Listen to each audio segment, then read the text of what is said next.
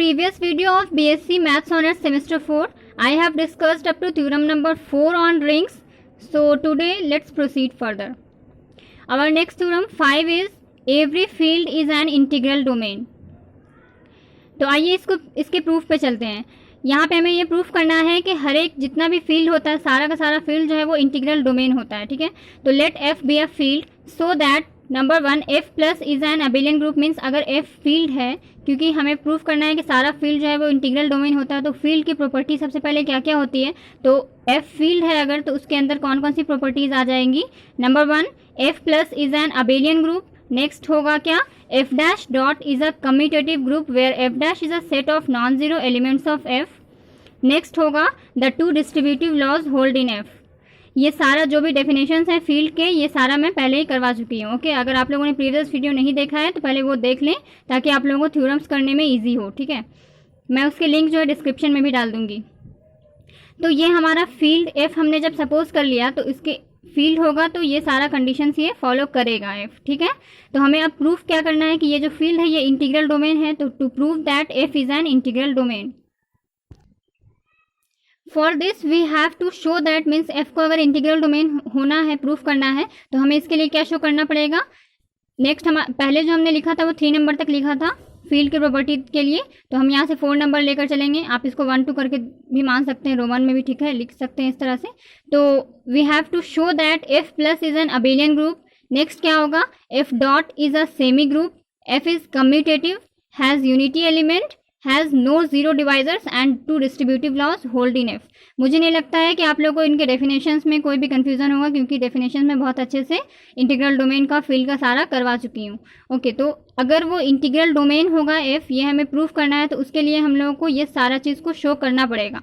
तो हम देख रहे हैं कि चूंकि वो एफ पहले ऑलरेडी फील्ड है और फील्ड की कंडीशंस हमने अभी लिखी है 1 2 3 में, जो पीछे हमने लिखा था, तो उससे हमको ये पता चल रहा है कि इसमें से कुछ कंडीशंस जो है वो ऑलरेडी सेटिस्फाई हो रही हैं. तो एविडेंटली 1 इम्प्लाइज 4. 1 में हमारा वहाँ पर क्या था, देखिएगा 1 में हमारा है यहाँ पर F plus is an abelian group. तो अबेलियन ग्रुप है यहाँ पर 1 नंबर में. ठीक है, तो इसका मतलब हो गया कि एफ प्लस अबेलियन ग्रुप, ये तो सेटिस्फाई हो गया.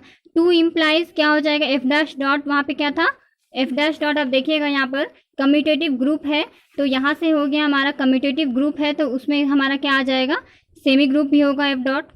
ठीक है, सेमी ग्रुप जो है उसके अंदर आ गया. कम्यूटेटिव ये वाला भी आ गया. ठीक है, हैज़ यूनिटी एलिमेंट, ये भी आ गया उसके अंदर.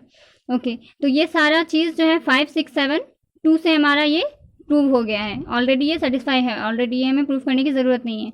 फिर नेक्स्ट है हमारा 3 नंबर जो था कि डिस्ट्रीब्यूटिव लॉ होल्ड कर रहा है एफ में, और ये हमारा 9 नंबर भी वही कर रहा है, तो हमारा 3 इम्प्लाइज 9 हो गया. ठीक है, तो hence it remains to prove only the condition 8. तो हमें सिर्फ और सिर्फ अभी हमें क्या प्रूफ करना बाकी है, 8 नंबर जो है हमारा इंटीग्रल डोमेन होने का जो एक कंडीशन है 8 नंबर की, F has no zero divisor. सिर्फ हमें अगर ये प्रूफ कर देंगे हम, तो हमारा ये प्रूव हो जाएगा कि एफ जो है वो इंटीग्रल डोमेन है. तो हमें अब क्या शो करना है, कंडीशन 8 मीन्स हमें ये दिखाना है कि F has no zero divisors. तो for this we have to no zero divisors का मतलब क्या होता है कि प्रोडक्ट जीरो है. इसका मतलब हुआ कि either this equal to zero और दिस, यहाँ पे a B equal to zero है, वेर ए बी बिलोंग करता है एफ को, तो दिस इम्प्लाइज क्या हो जाएगा, ए इज इक्वल टू जीरो और b is equal to zero. ठीक है, ring with zero divisors, without zero divisors, ये सारा भी क्लियर होना चाहिए आप लोगों को. ठीक है, अगर विदाउट रहता है तो क्या होता है वहाँ पर कि A B equal to zero है लेकिन A not equal to zero, B not equal to zero है. यही होता है ना, ring of matrices has zero divisors, ये हमने कराया था. ठीक है, तो यहाँ पर F has no zero divisors है, तो ये वाला चीज़ हमारा होगा. ठीक है, तो यहाँ पर हम इस तरह से करेंगे कि so A B is equal to zero, A B belong करता है एफ को, सच दैट आइदर दिस और दिस है ना, तो अगर A not equal to zero होगा तो हमारा क्या आएगा, A B is equal to zero. ठीक है, और ए जब जीरो नहीं है तो ए इनवर्स एग्जिस्ट करेगा. ठीक है, क्योंकि नॉन जीरो एलिमेंट है तो वो इन्वर्सिबल होगा, तो ए इनवर्स एग्जिस्ट करेगा. तो दिस इम्प्लाइज क्या हो जाएगा, हम दोनों तरफ इसमें क्या करेंगे, ए इनवर्स से pre multiplying both sides by a inverse, we get a inverse a B is equal to a inverse zero. तो दिस इम्प्लाइज क्या हो गया, यहाँ पर हमने associative law for multiplication use कर लिया, तो a inverse a into b is equal to a inverse zero, something into zero क्या हो जाएगा, यहाँ पर जीरो हो जाएगा. ये थ्योरम भी कर चुके हैं, A into zero is equal to zero into A is equal to A, previous video में ही कराया था ये थ्योरम. ठीक है, तो उससे यहाँ पर जीरो हो गया हमारा. तो ए इनवर्स ए क्या हो जाएगा हमारा, ये तो 1 होता है, ठीक है। तो इक्वल, दिस इंप्लाइज क्या बचा, b इज इक्वल टू 0, ठीक है। अगेन हमारा क्या हो जाएगा, a B is equal to 0, a B belong to F such that, यहाँ पे हमने क्या सॉल्व किया था, यहाँ पर क्या लेकर हमने ये प्रूफ किया कि ए नॉट इक्वल टू 0 है तो बी इक्वल टू 0 आ गया, मीन्स कोई एक ही होना चाहिए ना। तो यहाँ पे हम लोग क्या ले लेंगे, b not equal to 0 implies क्या हो जाएगा, a B is equal to 0, b inverse exist करेगा क्योंकि ये 0 नहीं है, ठीक है। यहाँ पे हम लोगों ने क्या किया था, ए इनवर्स एग्जिस्ट कर रहा था तो हमने ए इनवर्स से दोनों तरफ प्री मल्टीप्लाई किया था, ठीक है। यहाँ पे हम लोग क्या करेंगे, post multiplying both sides by b inverse we get, तो ये हमें मिल जाएगा, ठीक है। तो दिस इम्प्लाइज क्या हो जाएगा, A into B, B inverse is equal to 0 since 0 into A is equal to 0 होता है, और ये हमारा फिर से 1 आ गया। दिस इम्प्लाइज क्या हो जाएगा, ए इज इक्वल टू 0, तो हमारा थ्योरम प्रूफ हो गया। ओके, तो अभी हम लोगों ने प्रूफ किया क्या कि every field is an integral domain. तो इसका जो कन्वर्स पार्ट होता है कि इसका कन्वर्स क्या होगा कि every integral domain is a field, तो ये जो कन्वर्स होता है ये ट्रू नहीं होता है, ठीक है, नहीं भी हो सकता है। तो वही हमने लिखा है नोट में करके, converse of theorem 5 is not true, that is every integral domain need not be a field. Means ज़रूरी नहीं है कि सारा का सारा इंटीग्रल डोमेन जो है, जो भी अगर इंटीग्रल डोमेन है तो वो फील्ड हो, ऐसा ज़रूरी नहीं है। फॉर एग्जाम्पल से यहाँ पर देखिए, let r is equal to set of integers, आप यहाँ पे जेड भी ले सकते हैं, ठीक है, इंटीजर्स है तो आर इज इक्वल टू क्या है, सेट ऑफ इंटीजर्स हमने सपोज कर लिया, तो hence r plus dot integral domain है, क्योंकि एग्जाम्पल में भी हमने कराया था इंटीग्रल डोमेन का कि सेट ऑफ इंटीजर्स जो होते हैं वो इंटीग्रल डोमेन होते हैं, ठीक है, वो रिंग होते हैं, ठीक है। अगर z प्लस डॉट की बात करें तो वो रिंग होते हैं, और क्या होता है, वो इंटीग्रल डोमेन होने के लिए हैज़ नो जीरो डिवाइजर्स और यूनिटी एलिमेंट, और उसके पास मल्टीप्लिकेटिव इन्वर्स भी होता है, ठीक है। तो यहाँ पर वही लिखे हैं हम कि r सेट ऑफ इंटीजर्स है तो r plus dot integral domain होगा, हम लोग जानते हैं ये पहले से। लेकिन ये फील्ड नहीं होगा, क्योंकि फील्ड होने के लिए क्या है कि जितना भी नॉन जीरो एलिमेंट है वो इन्वर्सिबल होना चाहिए मल्टीप्लिकेशन के रेस्पेक्ट में, ठीक है, उसका इन्वर्स एग्जिस्ट करना चाहिए, मल्टीप्लिकेटिव इन्वर्स। लेकिन यहाँ पर ये फील्ड इसलिए नहीं होगा क्योंकि मल्टीप्लिकेटिव इन्वर्स जो होता है ए का, वो क्या होता है, जहाँ पे ए नॉट इक्वल टू 0 है is equal to 1 by a which not belong to r, तो इस टाइप का तो एलिमेंट्स नहीं रहता है ना इंटीजर्स में, तो इसलिए इसका मल्टीप्लिकेटिव इन्वर्स इसके पास नहीं होता है, that is non zero element of R not invertible with respect to multiplication, तो इसलिए ये क्या हो जाएगा, फील्ड नहीं होगा, लेकिन ये इंटीग्रल डोमेन है। तो कन्वर्स पार्ट जो है थ्योरम 5 का वो ट्रू नहीं भी हो सकता है। ओके, नेक्स्ट हमारा क्वेश्चन है, prove that a field skew field has no divisors of 0। Means जो स्क्यू फील्ड है, स्क्यू फील्ड को हम लोग डिवीजन रिंग भी कहते हैं, तो उसके पास जो है डिविजर्स ऑफ 0 नहीं होता है, मतलब वो विदाउट 0 डिवाइजर्स है, ठीक है। तो let F be a skew field that is division ring, so that अगर एफ स्क्यू फील्ड या डिवीजन रिंग है तो स्क्यू फील्ड का ही दूसरा नाम है डिवीजन रिंग, तो इसकी स्क्यू फील्ड होने के लिए वो क्या क्या प्रॉपर्टी उसके पास होंगी कि एफ जो है वो रिंग होगा विद यूनिटी एलिमेंट, और इस तरह से होगा such that each non zero element of F possesses it's multiplicative inverse. Okay, तो एफ जो है वो रिंग होगा विथ यूनिटी एलिमेंट, इस तरह से होगा कि रिंग विथ यूनिटी एलिमेंट होगा और उसके जितने भी नॉन जीरो एलिमेंट होंगे एफ के, वो पोजेसेस करेंगे उसके मल्टीप्लिकेटिव इनवर्स, ठीक है, उसके पास उसका मल्टीप्लिकेटिव इनवर्स मौजूद होगा। तो ठीक है, ये स्क्यू फील्ड के डेफिनेशन के हिसाब से ये सारा चीज़ होगा। तो हमें प्रूफ क्या करना है, to prove that f has no divisors of 0, f के पास डिवाइजर्स ऑफ 0 नहीं होगा, यानी कि वो विदाउट 0 डिवाइजर्स है। तो उसके लिए हम लोगों को क्या शो करना होगा, for this we have to show that a B is equal to 0, A comma B belong to f implies a is equal to 0 और बी इज इक्वल टू 0। अब हमने जैसे थ्योरम 5 को प्रूफ किया था, सेम चीज़ हमें उसमें भी प्रूफ करना था, तो हम वैसे ही करेंगे कि so A B is equal to 0, A comma B belong to F such that A not equal to 0 implies A B is equal to 0, A inverse exist, ठीक है। तो दिस इम्प्लाइज क्या हो जाएगा, ए इनवर्स एग्जिस्ट करेगा क्योंकि ए 0 नहीं है इसलिए, तो ए इनवर्स से हम प्री मल्टीप्लाई करेंगे बोथ साइड्स, तो हमें क्या मिलेगा, a inverse into a B is equal to a inverse 0, this implies क्या हो जाएगा, a inverse a into b is equal to ये, तो ए इंटू 0 0 होता है, ठीक है, हमारा थ्योरम नंबर 1 था ये, ठीक है। तो यहाँ से हमारा क्या हो जाएगा, यहाँ पे हम लोगों ने associative law for multiplication use किया है, ठीक है। तो ए इनवर्स ए तो हमारा 1 हो जाएगा, यूनिटी एलिमेंट क्या हो जाएगा हमारा, मल्टीप्लिकेटिव आइडेंटिटी एलिमेंट यानी 1 होगा, तो 1 इंटू बी यानी बी इज इक्वल टू 0 आ गया हमारा। अगेन हमारा क्या हो जाएगा, a B is equal to 0, a B belong to F such that b not equal to 0 implies A B is equal to 0, b inverse exist, तो this implies क्या हो जाएगा, a b into B inverse is equal to 0 into B inverse, ठीक है, same way में previous जैसे हमने किया था वैसे ही करेंगे। तो दिस इम्प्लाइज क्या हो जाएगा, A into B inverse B sorry B inverse is equal to 0, तो दिस इम्प्लाइज क्या हो जाएगा, ए इज इक्वल टू 0, हेंस हमारा प्रूफ कंप्लीट हो गया। नेक्स्ट थ्योरम 6 है हमारा कि every finite integral domain is a field. ठीक है, जितना भी फाइनाइट इंटीग्रल डोमेन है वो सारा फील्ड होता है। ठीक है, फाइनाइट इंटीग्रल डोमेन, तो हमने मान लिया कि let d plus dot be a finite integral domain. ठीक है, डी प्लस डॉट हमारा कोई फाइनाइट इंटीग्रल डोमेन है, तो चूंकि वो फाइनाइट इंटीग्रल डोमेन है तो उसके पास क्या क्या प्रॉपर्टीज होंगे वही हम लिखने जा रहे हैं। So that number 1 d plus dot is a ring. ठीक है, नंबर 2 क्या हो जाएगा, d has unity element, and next हमारा क्या हो जाएगा, d is commutative, d has no zero divisors. ये सारे डेफिनेशन ही है, तो इसमें तो प्रॉब्लम नहीं होना चाहिए। ठीक है, तो ये जो है वो इंटीग्रल डोमेन की प्रॉपर्टी के हिसाब से ये सारा कुछ आ गया हमारा।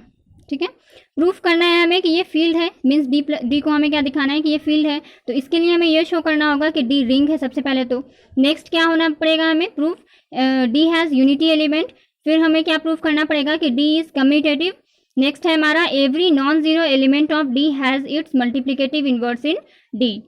ठीक है, तो यहाँ से भी आप देख सकते हैं कि 1 इम्प्लाई क्या कर रहा है, 5। ठीक है, 5 इस तरह से आप लिख सकते हैं जैसे पहले लिखा था हमने, और या तो इस तरह से भी कि 5 6 7, तो यहाँ पे देख रहे हैं आप ऑलरेडी सेटिस्फाइड है।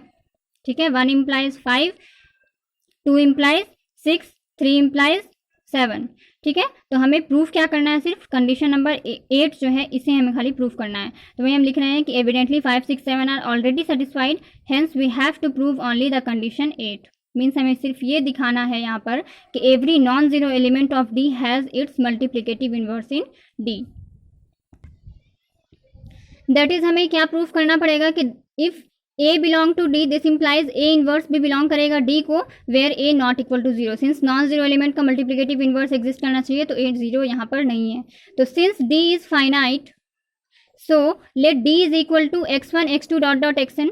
चूंकि डी फाइनाइट है तो डी के पास ये सारा होगा। ठीक है, x1 x2 xn where xi not equal to xj for 1 less than equal to i not equal to j less than equal to n। Means इसका जो i और j जो भी इसका जो वैल्यू है वो 1 से n के बीच में होगा, और i और j आपस में इक्वल नहीं है। मीन्स इसका जो सफिक्स है वो आपस में इक्वल नहीं, मीन्स 1 नॉट इक्वल टू 2 इस तरह से है। मीन्स ठीक है, xi not equal to xj है, तो इस तरह से हमने ले लिया। तो नेक्स्ट हम क्या करेंगे कि let us consider a set d dash such that d dash is equal to ax1 ax2 dot dot axn। ठीक है, तो एक सेट हमने ले लिया d डैश इस तरह से कि d dash is equal to ax1 ax2 dot dot axn है। ठीक है, अब हम लोग क्या करेंगे कि if possible let us suppose that axi is equal to axj। मीन्स हमें इसका 2 एलिमेंट्स जो है ये हम ले रहे हैं कि ये दोनों आपस में इक्वल है, इसका कोई 2 एलिमेंट ले लिया हमने और उसे हम ये मान लिया हमने कि वो दोनों आपस में इक्वल है, where 1 less than equal to i not equal to j less than equal to n। तो दिस इम्प्लाइज क्या हो जाएगा, axi minus axj is equal to 0। ठीक है, तो दिस इम्प्लाइज a कॉमन लेंगे यहाँ से, तो xi minus xj is equal to 0। ठीक है, तो इसका मतलब यहाँ पर क्या है कि कंडीशन 4 जो था हमारा वो क्या था कि नो जीरो डिवाइजर्स है उसके पास, है ना, d has no zero divisors, तो वहाँ से हमारा 2 प्रोडक्ट 0 है। मीन्स आइदर ये 0 होगा और ये 0 होगा, तो वही हमने लिखा है this implies either a equal to 0 और xi minus xj equal to 0 by condition 4। तो दिस इम्प्लाइज क्या हो जाएगा, xi minus xj equal to 0। चूंकि a तो 0 है नहीं, क्योंकि हमने पहले लेके क्या चला है कि a नॉट इक्वल टू 0 है, तो यहाँ पे ये जब हमारा होगा तो दिस इम्प्लाइज क्या हो जाएगा, xi is equal to xj which gives a contradiction for elements of d are distinct. क्योंकि xi हमने क्या यहाँ पर लेके क्या चले थे हम लोग कि xi not equal to xj है, पर यहाँ पर हमारा क्या आ गया, xi is equal to xj, जो कि हमें कॉन्ट्रडिक्शन दे रहा है कि एलिमेंट्स ऑफ d जो है वो हमारे डिस्टिंक्ट हैं, हमने मान रखा है। ठीक है, तो हेंस इसका मतलब है हमने माना ही गलत है, तो इसका मतलब क्या हो जाएगा, axi is equal to axj नहीं होगा। मीन्स क्या होगा, ये axi not equal to xj होगा for 1 less than equal to i not equal to j less than equal to n। So यहाँ पर क्या हो गया, so all the elements of d dash are distinct. इससे ये भी हमने प्रूफ कर दिया कि d डैश के भी सारे एलिमेंट्स जो है वो डिस्टिंक्ट हैं। ठीक है, तो d dash that is d dash also contains n distinct elements. ठीक है, मतलब d डैश जो है वो भी कंटेन करेगा n डिस्टिंक्ट एलिमेंट्स। मीन्स उसके पास n एलिमेंट्स होंगे, वो भी अलग अलग होंगे, सारे कोई इक्वल नहीं होंगे आपस में। ठीक है, तो सिंस a बिलोंग करता है d को और xi भी है d के पास, ठीक है, a बिलोंग करता है d को और xi भी है d के पास, देख रहे हैं यहाँ से, तो यहाँ से क्या हो जाएगा कि axi बिलोंग करेगा d को फॉर ऑल i। ठीक है, closure law for multiplication. Okay, तो यहाँ पर क्या हो जाएगा, एक्स आई बिलोंग कर रहा है डी को फॉर ऑल आई, तो यहाँ से हमारा क्या हो गया, इसको देखिए आप, यहाँ पर भी तो वही चीज़ है, तो हेंस क्या हो गया हमारे पास, D is equal to D dash.